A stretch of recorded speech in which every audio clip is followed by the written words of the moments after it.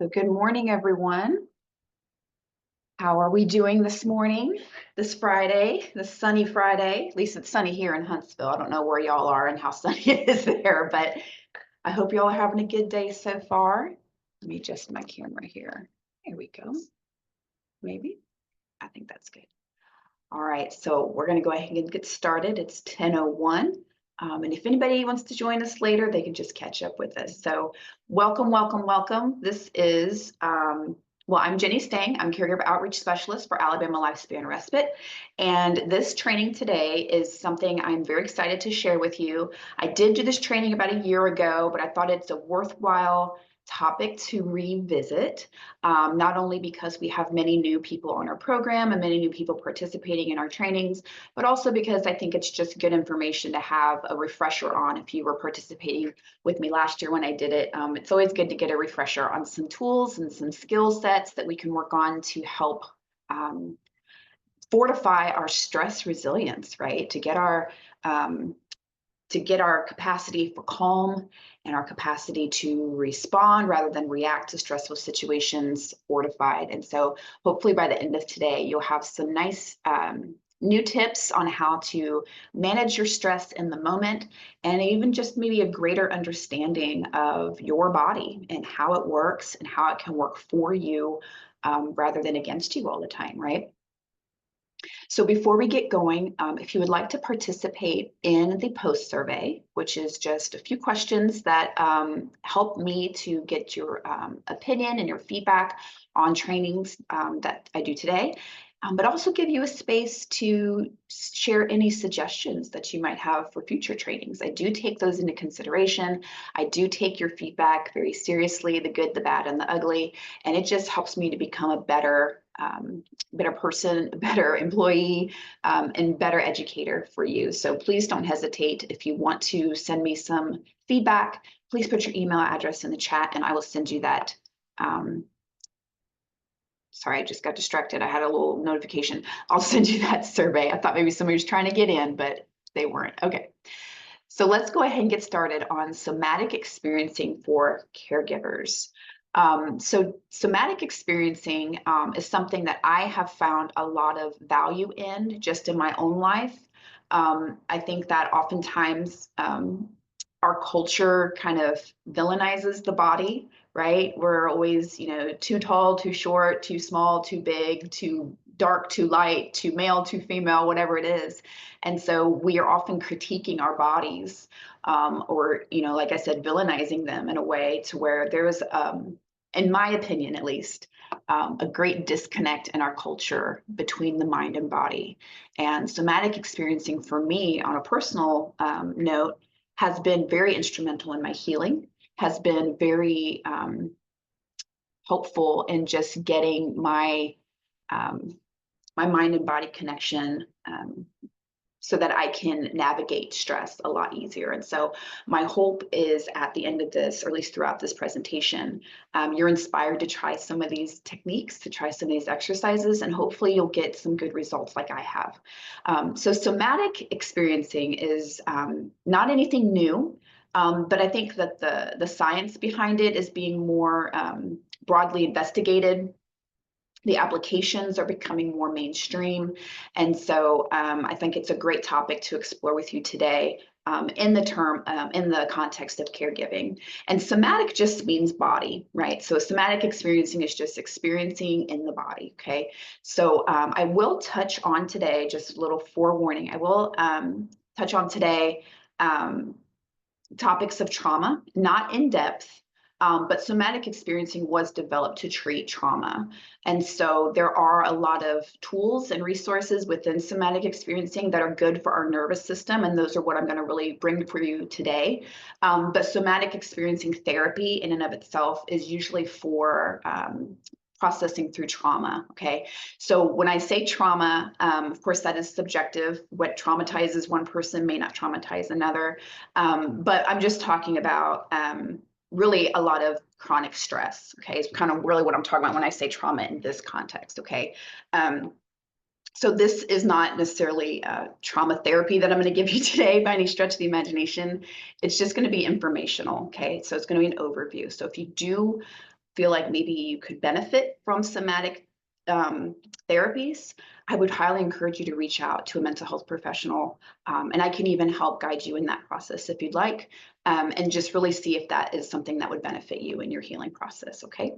So let me go ahead and give you my agenda for today. We're going to talk about top-down versus bottom-up therapy. And the reason why I want to say this in the beginning is to really set the groundwork for your understanding of somatic therapy, okay? And then we're going to talk about somatic experiencing. What is it, right? And how can it help you? And then we're going to spend a large portion of our time on techniques you can use in the moment. So when you feel your nervous system engage, when you feel that anxiety or that stress start to rise in you, how can you mitigate some of that through different body somatic techniques? Okay, so that's the goal for today. And if you have any questions while I'm presenting this information, feel free to enter that into the chat and we can get to those questions at the end. There will be time for discussion at the end, okay? All right, so let's go ahead and get into it. Top-down versus bottom-up therapy. So again, this is really just going to set that foundation for understanding somatic therapy as a whole. So the difference between top-down and bottom-up therapy, and really, why does it matter, right? So the first thing we need to know is that the words top and bottom, they are referencing parts of the brain, okay, or sections of the brain, and what they're responsible for. So it's important to know that until recently, most therapy was a top-down approach, right? And that is great, right? But it doesn't always give you the desired results, okay? And hopefully by the end of this, you'll see why. So it's believed that the top section of the brain is the part that controls thinking, speaking, your present day emotional awareness, right? How are you feeling? And top-down therapy typically means working through things cognitively, like thinking through things, okay? How do you think about your feelings, okay? And so that's going to be recognizing thought patterns, the way you communicate, decision making, problem solving. Okay, that's all top down. And so top down therapy approaches usually help you navigate those. Okay. And that is the top section of your brain, right? Kind of like this part here, right? Your thinking brain. But the bottom section of the brain, that is what includes areas that are responsible for your memories, your impulses, right? And your survival responses. So I'm sure most of us are familiar, or at least to some degree familiar with the fight, flight, or freeze response. Okay, that's the bottom. Okay, that's the bottom portion of your brain. Okay, those survival mechanisms. Okay, let's see here. So bottom up therapy works on understanding your sensations, education on your nervous system, right? Why it does what it does, grounding, mindfulness, and body awareness. Okay, and that's where we're going to spend a lot of our time today, is in this bottom up space. Okay, so the new school of thought theorizes that bottom up approaches are especially helpful for people who have experienced trauma, particularly if it was like long-standing or like chronic trauma. That happened during our developmental years, right? Kind of like what laid the groundwork for how we respond to the world and our experiences in that, and how we navigate the world. And then also complex trauma, okay? So the suggestion is that top-down methods often don't work well for the folks with this type of trauma or this history, because it assumes that what needs adjusting is the person's way of thinking, right? But that doesn't really take into consideration our automatic nature of our nervous system, right? Where it just kind of kicks in and does what it does without us choosing it to do that, right? So it's really just the body is hardwired to perceive danger even when there is none. Okay, so the bottom up approaches kind of address that nervous system reaction rather than your thoughts about your nervous system reaction. That makes sense. Okay, so in regard to trauma, and again, trauma in this presentation is really, for me, referencing just chronic stress or unresolved stress. Okay, but it could very well be trauma, big T or little t traumas. But the bottom up approach takes into account that the first thing that typically occurs in your body is the reacting, right? And then later on, the mind thinks about it. Okay, so have you ever found yourself in a high stress situation, right? Maybe you were tapped out, you had no reserves, maybe the end of the day, and it was really rough. And then something happened that was very small or insignificant, like maybe you caught your purse strap on the door handle and you just blew up, right? You reacted. And then later on, you're like, oh, I feel really bad about that, right? So that's what we're talking about. That initial response of your nervous system is where the bottom up approaches are going to be most applicable, okay? And the thinking about that reaction or thinking about what happened, that's going to be the top-down approach, okay? So they're two different, but they do work together. But sometimes if you're only addressing top-down therapy, if you're only doing things cognitively and you're not addressing the nervous system and the body's responses to stress, you're going to have, I don't want to say you're going to have bad results, but you may have incomplete results, okay? Where logically you can understand how you're supposed to respond, but physically your body is not on the same page with you, right? So that's why I think incorporating some of these somatic experiences can really help you navigate some of those high stress situations where maybe your thinking isn't thinking right? So the creator of somatic experiencing or somatic therapy, his name is Peter Levine, and he says you cannot properly process thoughts if your insides are telling you you're standing in front of a tiger, right? We all know we have that nervous system from, eons and eons ago, right? That was developed to protect us from danger, right? Make us aware of danger, right? And so if your body is responding to danger or stress as life-threatening, parts of your brain, like your logical thinking part, right, that can be kind of dulled or shut down to where you can't really think through some of these stresses, right? And so you're really just left with your reaction, your stress response coming into the foreground, okay? So somatic therapy, somatic experiencing, what that's going to do over time, because it is a practice over time, it's going to help you become more aware of the sensations you have in your body when you are experiencing high stress. So that way you can trigger your responses, right? You can incorporate some of these techniques to bring that down a little bit so that you can think clearly, okay? So it's kind of like a both and, all right? I hope that makes sense. So we're going to get into a little bit of the history of somatic experiencing. So again, like I said, this was developed by a man named Peter Levine, and it is a mind-body therapy that's specifically focused on healing trauma by helping clients draw their attention to their bodies, okay? So sensations and experiences explored in somatic experiencing therapy are interoceptive, which is the internal awareness of the body, right? We just know what's going on in our body. We can feel our breath. We can feel our heartbeat. We know if it's racing or not, okay, that kind of thing. Proprioceptive, which is a spatial orientation of the body, like where you are on the planet, right? How do you move and navigate through your environment? And kinesthetic, and that's movement of the body. So I guess I misspoke there. So proprioceptive is your orientation of the body, and kinesthetic is movements of the body, okay? So unlike other forms of trauma therapy, somatic experiencing initially avoids directly evoking traumatic memories, right? And doesn't really focus on thoughts and feelings related to traumatic experiences. So again, if you're wanting to dive into this as a therapeutic resource, it's not going to avoid your memories, right? But it's going to initially focus more on your body's responses of things, okay? And that is very lightly what we're going to touch on today, because again, we're not doing any trauma therapy with you today. These are just techniques that can be applicable outside of trauma therapy in your everyday life, okay?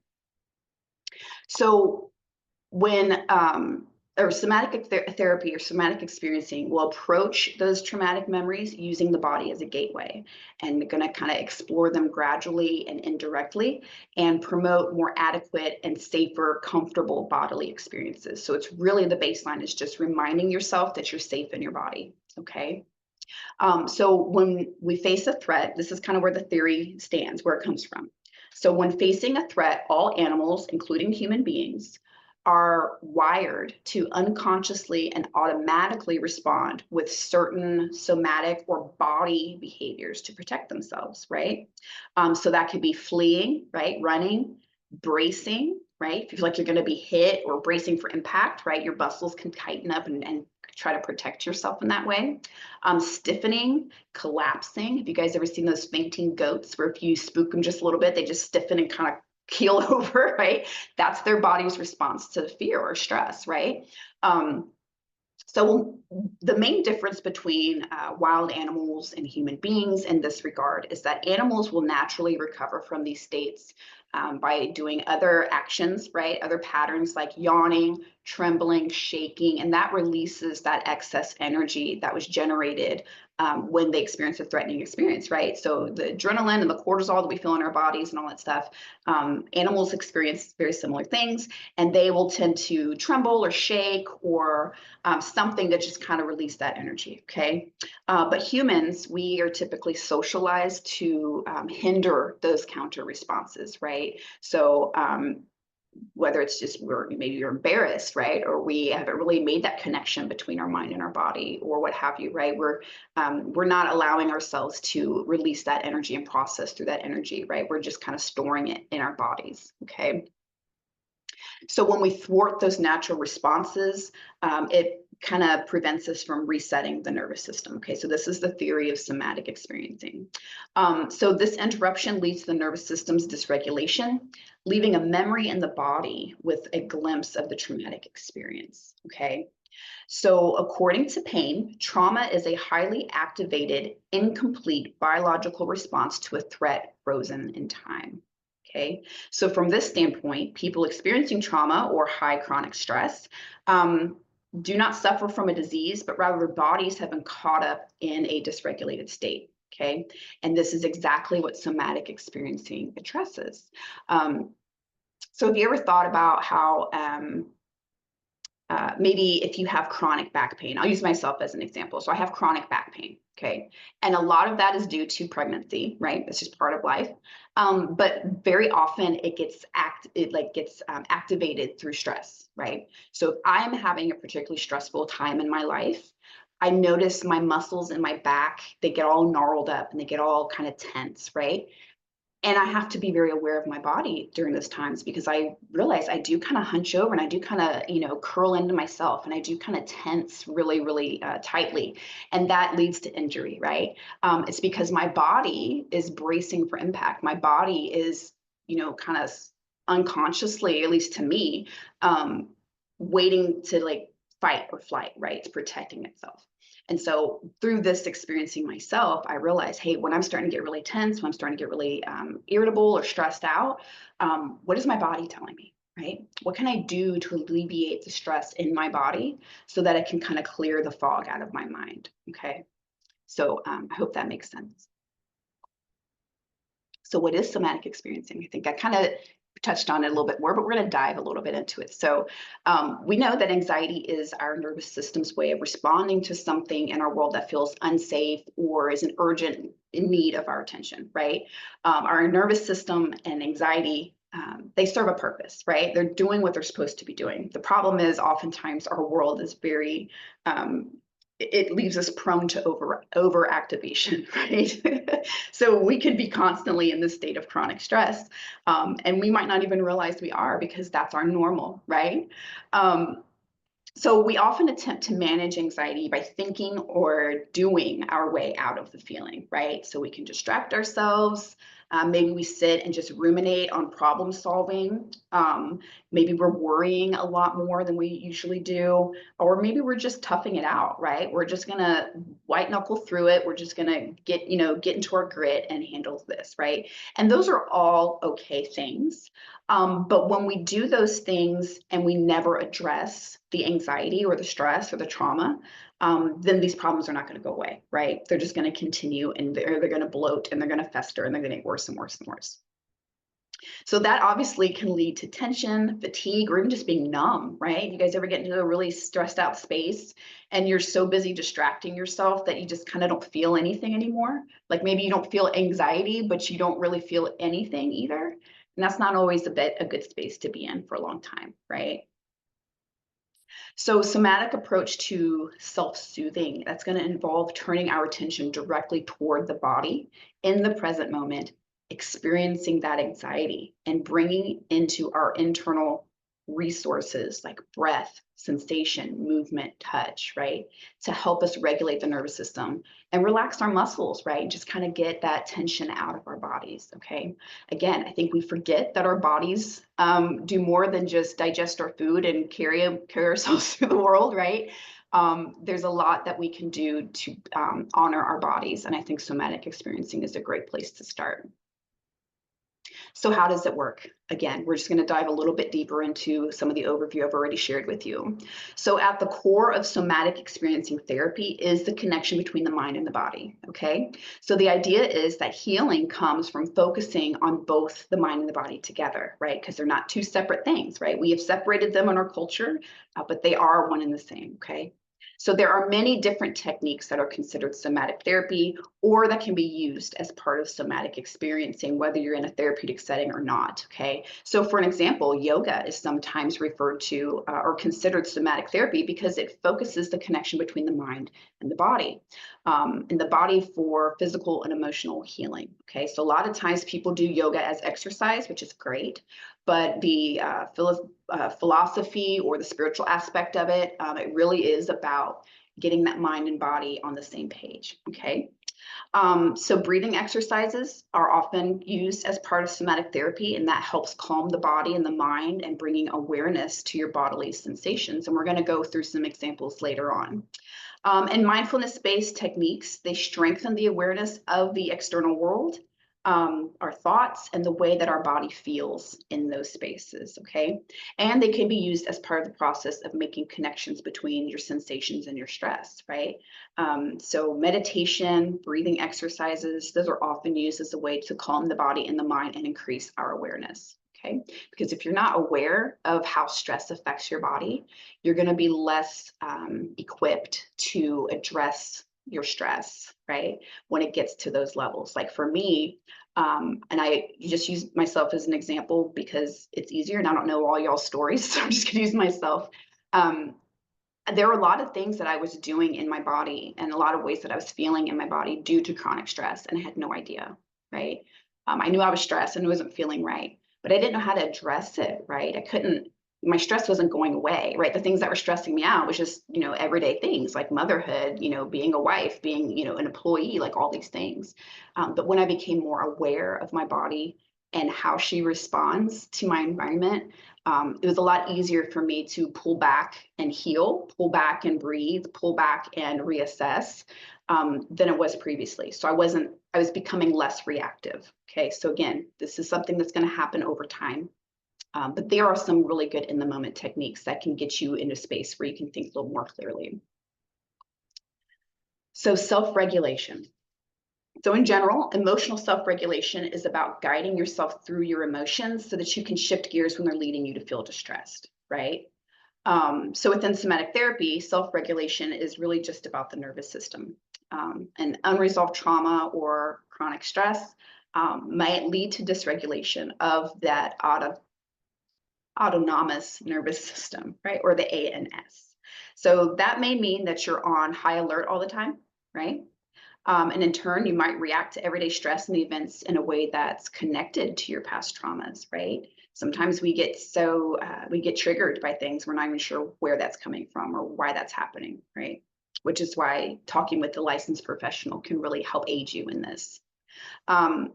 But according to the somatic experiencing approach, talk therapy might not always be able to access the complex body processes. So instead, working with your physical senses, that can lead you to release and shift these patterns. So again, this is not what's wrong before a substitute for top-down therapy approaches, cognitive therapy approaches, but it can be a tool that can help you navigate through some of those things, help you in the moment where you're getting overwhelmed. Okay, so it's a great companion to those therapies. So what does somatic experiencing treat? Okay, or somatic experiencing therapy? Okay, so it's usually, again, related to trauma or the effects of extremely stressful events. Okay, and caregiving in and of itself is very stressful, but particularly if you have a loved one whose health is declining, right, where the end of your journey is going to happen at the end of your loved one's life, right? And so that in and of itself is incredibly stressful, right? Because you're loving your person, you're caring for your person, and you're doing all the things right, but they're still not getting better, right? That can be incredibly stressful, and that can be chronically stressful, right? So over time, it can become very hindering to you and your well-being, right? But somatic experiencing is used with a lot of different populations, right? Not just caregivers, and a lot of people who face a lot of different challenges, right? And so the effectiveness will vary from person to person. But again, these are things you can add to your toolbox, okay? Take what works well for you and leave what doesn't, right? There's no right or wrong way to adjust your stress in regards to, mind and body connection. Obviously, there are wrong ways to adjust your stress. We can all think of those, but really, it's just it may work for you, it might not work for you, but that doesn't mean that there aren't things out there for you. But the treatment has been shown effective in reducing both physical and mental symptoms. So, for example, people who have tried experiencing or somatic experiencing have had fewer symptoms of depression, PTSD, physical pain, stress, right? And people who've tried it have increased mobility, right? So that's being able to physically move parts of your body that were maybe restricted before. Mental resilience, like we talked about earlier. So that's the ability to adapt or cope with and overcome stress and hardships. They've also experienced mental resilience, or I just said that, quality of life, right? So being able to take part in activities and enjoy life with fewer symptoms. But there is conflicting research, and some people who try somatic experiencing don't really see these benefits. But that's okay. It's definitely worth a try. And a qualified mental health professional, like a therapist or a psychologist, they can help determine if somatic experiencing therapy is right for you, right, in your situation. So again, there's somatic experiencing therapy with a professional, and then there's somatic experiencing tools, and that's what we're going to talk about later on today, things that you can do without a therapist, okay? So here's some of those techniques, okay? So there are somatic experiencing techniques that can help you reconnect with your body, right? And just being aware that your body is like a container for feelings and sensations, right? And we can find safety and containment in the body, okay? So the techniques can develop a sense of grounding, and centering throughout the body, and they can help you describe and track your bodily sensations and your feelings, right? So again, being aware of your body, right? And what is it doing? How is it responding to stress? And then when you know that, right, then that can help you facilitate the discharge of activation from that fight, flight, or freeze response, right? We're being flooded with cortisol, we're being flooded with adrenaline, right? All these things when we're stressed out. And if you're chronically stressed, those levels stay elevated, right? And they can wreak havoc on the body. So somatic experiencing is a way to kind of discharge that energy so that you can think clearly and calm the body, right? So here's a few techniques that can help you learn how to soothe yourself and calm your nervous system by drawing on your own resources, right? And one thing I really love about somatic experiencing is you don't need any special equipment. You don't need to go to the gym or, anything like that. It's all just about what you have available to you in your own body, okay? So let's see. Noticing physical comfort. Okay, so that's a technique that you can do. So this is just feeling physical support and experiencing your physical boundaries in a safe space, and that can bring you comfort. Okay, so think about where you feel the most comfortable, right? That could be a really, really comfy chair that you have at your home. Maybe it's your bed, right? Maybe it's just a really nice fluffy robe, right? Just noticing when you're experiencing comfort, right? Whether you're stressed or not, but just getting your body used to being aware of how it feels in comfortable spaces. That can help kind of smooth out those edges in your nervous system, right? So I have this really god awful ugly like fuzzy frock thing that I wear when I've had a stressful day at work. I'll come home and I'll put this thing on, and much to my husband's chagrin, but it's really comfortable, right? It's really cozy and it feels good to be in it. And just putting it on and noticing how comfortable I am helps kind of decrease those stress levels, okay? Next, self-soothing touch. And we're going to go into some of these in more detail later. But boundaries are usually broken with trauma, right? And it's essential to recover from this by working with the body. So touch can instill that contained feeling, right? And create those soothing sensations. Next, soothing breath. So breath and touch can help soothe both the body and the mind. Slow, deep breathing can activate something called the parasympathetic nervous system. So there's the fight or flight side, and then there's the rest and digest side, and that's the parasympathetic. So that's when you're feeling calm. That's when you've reached kind of homeostasis in your body, right? You're not alerting to danger, right, in this space. So breathing, self-soothing or soothing breath can help activate that side of the nervous system to signal to your body it's time to calm down, right? Grounding and centering.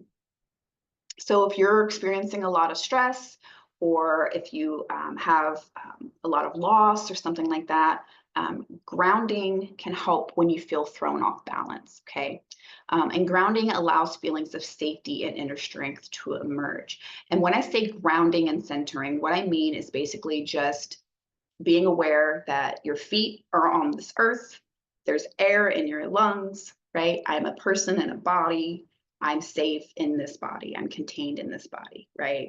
And that can be very helpful for people like me who I'm always in my head, right?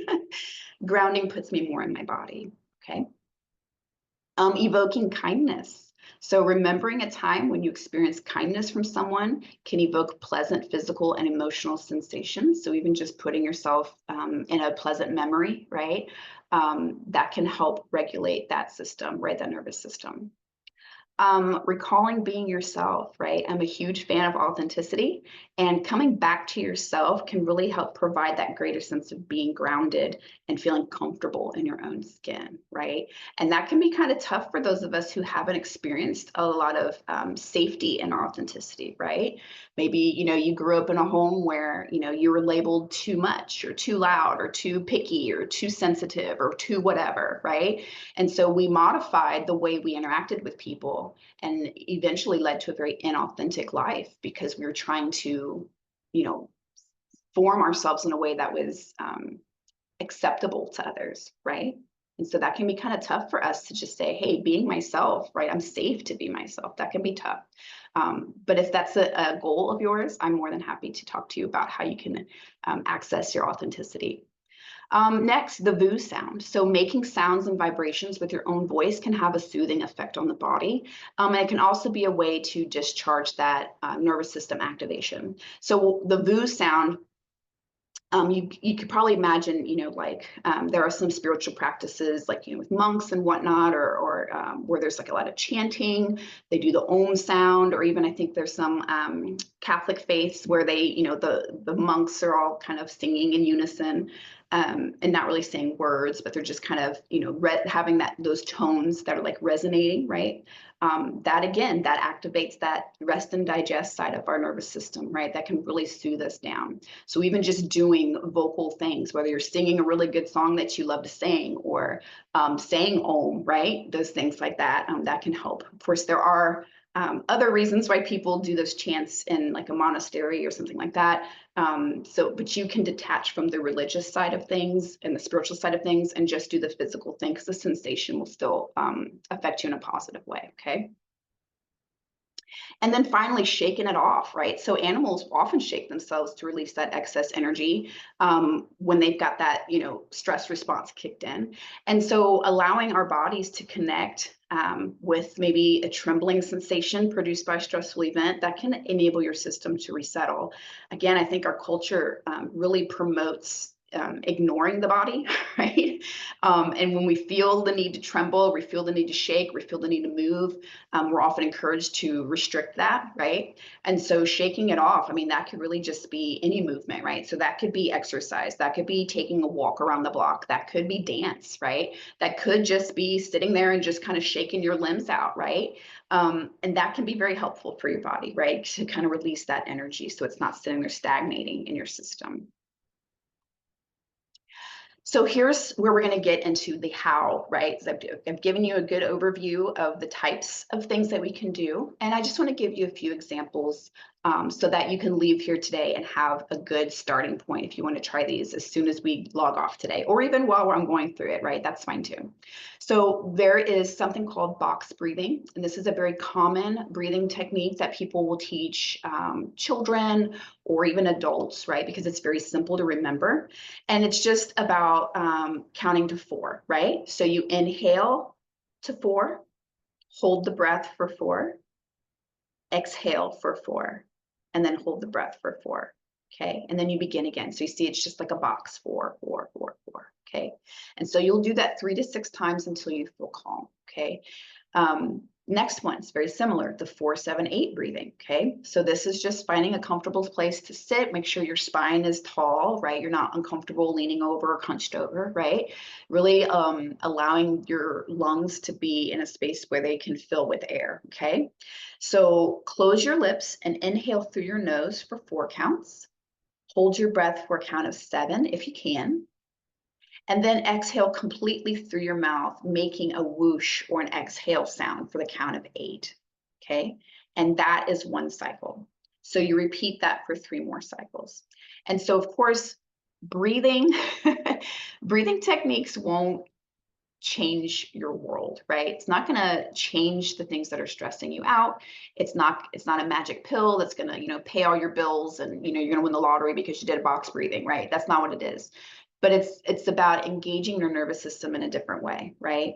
So when we breathe, when we do these breathing techniques, right, that signals to our nervous system.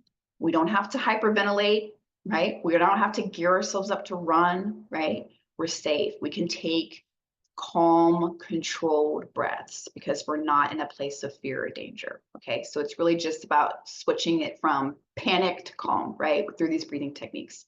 And as you kind of address your nervous system in this way, it's easier for you to think, right? It's easier for you to think through whatever's stressing you out, right? It's easier for you to think about how you're going to react to that stress, right? So when I find myself, my body is signaling to me that I'm getting really stressed out, right? I can notice that. I can do one of these breathing techniques, and then I can think about how I'm going to respond to that stress. Okay. Whereas before, I would just let the stress overcome me and it would just erupt, right? And it would just spill out everywhere. And then there's a huge, proverbial mess I had to clean up because I wasn't able to control my reaction. Okay.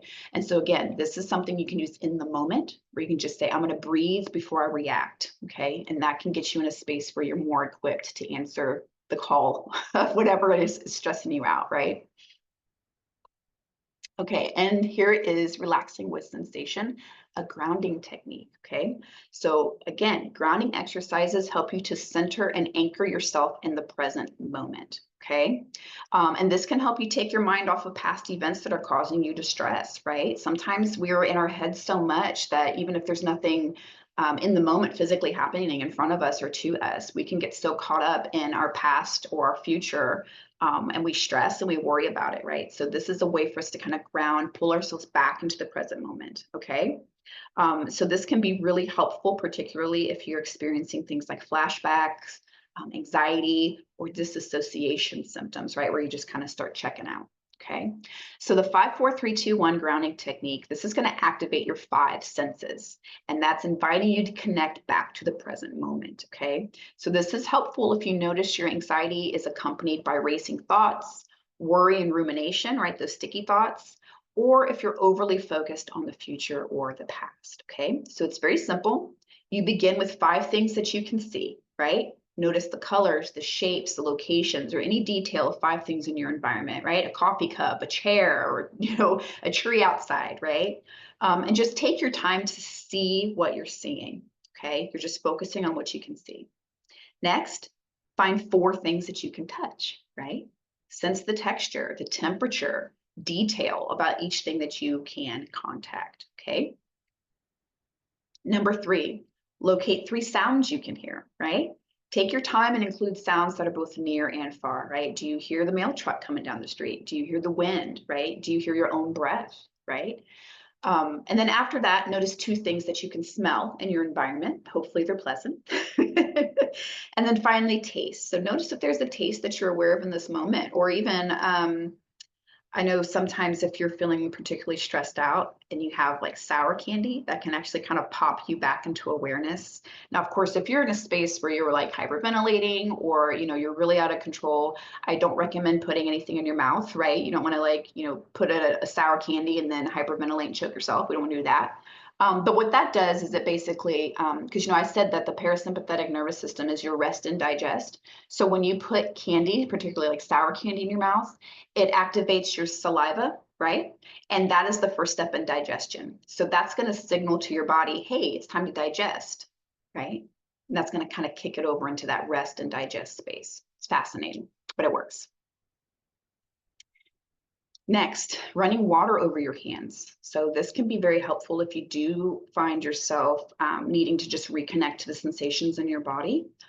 Just start running cold water over your hands, right? And just focus on how that feels on each part of your hands, right? So from your wrist to your nails to your fingers, and then switch to warm water and focus on how that sensation changes on your hands, right? And you can do this for a few minutes until you're calmed down. Of course, I'm not saying to put, super hot water on your hands or don't, dunk your hands in ice water for 20 minutes and freeze your hands off.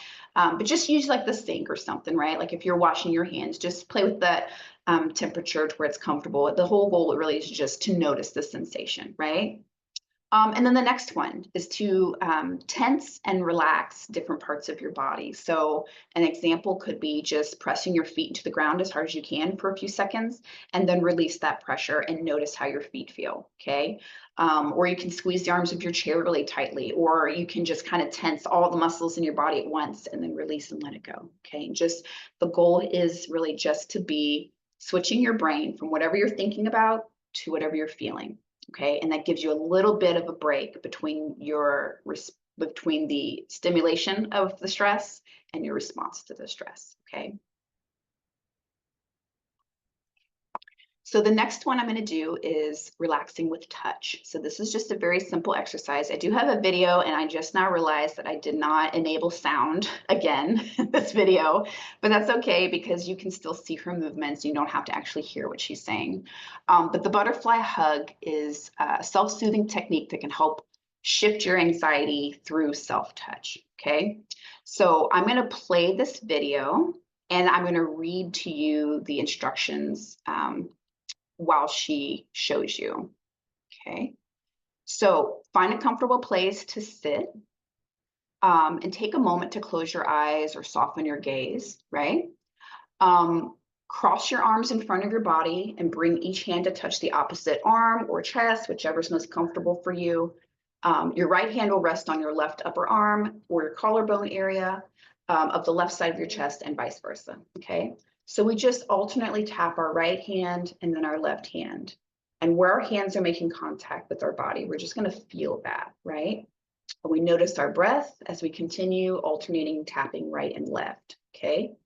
And pay attention if a firmer tap or a lighter tap makes you feel more at ease, right? Some people don't like a light touch. Some people don't like a hard touch. So just work with whatever your body's telling you. And then notice the pace of that tapping too, right? So you're just really engaging in that motion and feeling it, right? Focusing on it. And then you just continue doing that until you feel calm or a sense of relief or more at ease, okay? So that can be useful just in the moment, right? All right, the next one, hugging yourself, right? So we just cross our right arm over our chest, placing our hand near our heart, and then cross our left arm, placing our left hand on our right shoulder. And according to Peter Levine, this can make you feel contained and can make you feel safe. And so you just kind of hold that hug for as long as you need, okay? Or alternately, you can use a cupping position with your hands and just kind of tap your body all over from your feet all up to your head if you need to, or squeezing different parts of the body instead of tapping it. And so that can help you with grounding, right? Feeling in your body by literally feeling your body, right? And it can also help your body recognize your boundaries, right? Which can give us that sense of being contained and safe. I know this is helpful for me because I'm a huge fan of boundary work, right? Where do I end and where does somebody else begin? And so just having these physical reminders of this is my body, this is where I'm contained, it helps me to not for lack of a better term, dilute my energy with what's going on externally, right? So I can be very overwhelmed with what's going on around me, but finding space and comfort and safety in my body can help me through those stressful moments. Relaxing with movement. So this is probably my absolute favorite. I love music. I love dance. I love movement. I love stretching, all these things, because that's what works really well for me. Okay. It might not work for you, and you might think these are all horrible, and that's fine. You might be more of a breathing person, right? Or you might be more of a sensory person, and that's okay. But moving your body, that is an outlet for that anxiety. And again, that extra energy that comes with it, right? You find somewhere to release, okay? You find some way to release that, and movement works for me really, really well. So you can just do something simple like getting up and doing a few gentle stretches, right? Taking a walk around the block if it's a nice day out. Turn on some upbeat music and dance, shake in every direction, right? Or just make time for movement that you enjoy, right? So hiking, dancing, yoga, swimming, right? Whatever that is. Movement is incredibly important for our well-being, and I encourage all of us to participate in it, at least to some degree. And so here's a summary of our information today. Our body is one of the most powerful and expressive vehicles we have, right? And to access that wisdom, we need to tap into movement, right? Or body sensations. The body releases endorphins as natural mood boosters and stress relievers when we move, when we exercise, and they help shift our emotional state from negative to positive, and they can provide a sense of calm, okay? So that could be any form: yoga, dancing, running, hiking, right? Whatever resonates with you. There's no right or wrong way to move your body, as long as it's helpful, right? We don't want you to go out there and try to be a contortionist if that's not who you are, right? But just things that feel good, right? We want to increase our pleasurable experiences, right? Feel good in our bodies. If you find it difficult to motivate yourself, maybe try signing up for an exercise class or plan a hike with family and friends, right? Have a standing walking date with a friend, and maybe every Saturday you just go out for a little walk, right? But really, it's just about making sure that the activity is light and it's fun and it's not overwhelming and it's not strenuous, right? And so it is, in addition to movement-based activities, you can try grounding exercises like walking barefoot on the grass. That's one of my favorites. Taking in the sights and the sounds and the smells around you, right? Really engaging your body's 5 senses, or 6 if you're special. And just really just simple activities that help us to become more present and more mindful of our environment and our bodies in those environment, right? So remember, you are your greatest ally. So take time to nurture yourself, right? And get in touch with your body and honor your emotions, okay? So that's my info. Here are my sources. If you're interested in doing a deeper dive, I'm more than happy to send this list to you with the hyperlinks so that you don't have to try to type in a gajillion letters. Or if you're watching this on the recording, you're watching it at home, just send me an email and I can give you this information as well, okay? So I'm going to go ahead and wait, hold on, where'd my little thing go? There it is. Stop the recording.